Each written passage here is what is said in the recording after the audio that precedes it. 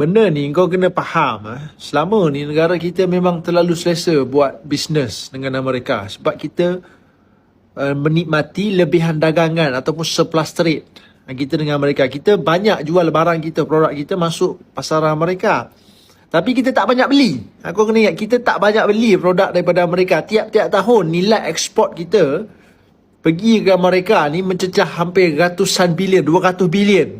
Meanwhile, import ni maksudnya apa yang kita beli daripada Amerika jauh lagi rendah. Kalau tengok keadaan ini, memang Amerika tak akan puas hati. Bacaan ekonomi Amerika tak puas hati.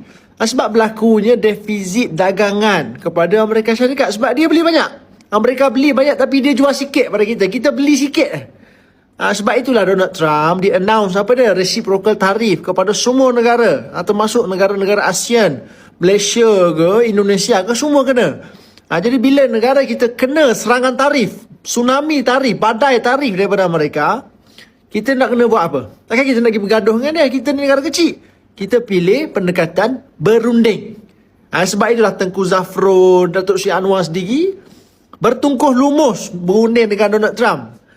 Cuma hasil rundingan itu yang kita dapat. Donald Trump ni dia ada ego dia, ada kekal kepala dia. Kalau nak ikut apa yang bermakang ni, kita nak kena bergaduh, betul-betul bergaduh dengan mereka sampai ke tahap putus hubungan. Kita buat keras kepala dengan mereka. Sedangkan negara kita ni negara kecil. Tapi disebabkan barisan kepimpinan negara kita hari ini memiliki akal otak yang waras, yang sihat, maka kita aware dengan kesan langsung dari segi ekonominya. Kalau kita buat keras kepala dengan kuasa besar dunia seperti Amerika, maka apa kita buat selaku kerajaan yang ada otak? Kita tanda tangan satu perjanjian dagang timbal balik reciprocal trade dengan Amerika Syarikat, dengan Donald Trump.